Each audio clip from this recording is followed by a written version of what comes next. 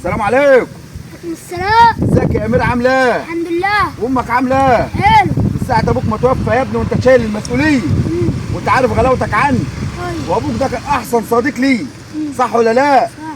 طب يا ابني كنت عايز منك طلب كده بس ما تكسفنيش. انت تؤمر انا نفسي. الله يخليك يا ابني، والله ده عشمي فيه. بقول لك ايه؟ يا رب يوفق بقى، خلينا اتجوز امه بقى يا رب. بقول لك ايه؟ انا كنت نفسي ان انا اتجوز امك. انا عارف يا حجام اللي انت بتحبني عشان ام، وانت يا راجل يا منات عايز تتجوز امي يعني. ليه كانت متجوزه راجل ما بعديه رجل انت.